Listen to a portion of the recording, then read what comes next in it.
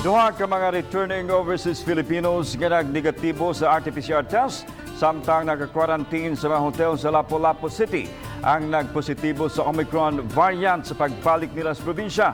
Lapu-Lapu City Mayor Junard Ahong-Chan may pasidaan sa mga upunganon nga dili mo kumpiyansa bisan pa man kung wala pa'y kumpirmadong Omicron variant sa dakbayan. Si Luan May Rondina sa report.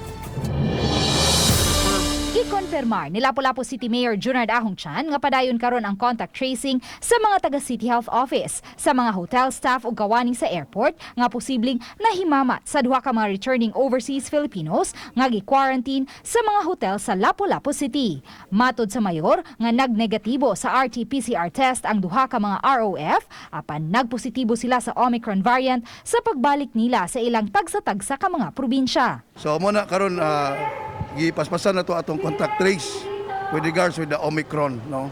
So mo ni ato ang gibantayan pag-ayo.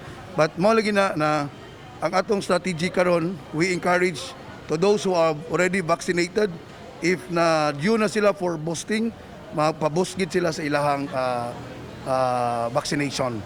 Subay niini, subli usab nga gipasidan-an ang mga quarantine hotel sa dakbayan nga ipatuman gayud ang mga protocol ug dili mo kumpiyansa. Ato jong ipa-remind sa ilaha ang kaimportante sa ilahang responsibility as quarantine hotel nga dili gyud mo spread ang COVID cases, ilabi na nga naa ning gitawag nato nga Omicron variant in the Philippines. So all the more kay sila magud ang first right from the airport, sila na magud dayon ang mo accommodate sa hotel. So crucial kaayo nga stricto sila para dili pud sila ma-infect ug ang mga empleyado nila dili pud makadala sa virus sa ilang mga tagsa-tagsa ka panimalay. Gahapong adlaw, adunay 28 ka mga bagong natalang aktibong kaso sa COVID-19 sa Lapu-Lapu City. Hinungdan nga miabot na sa 75 ang mga aktibong kaso sa dakbayan. Apan gitataw sa mayor nga wala pa'y kumpirmadong kaso sa Omicron variant sa Lapu-Lapu City.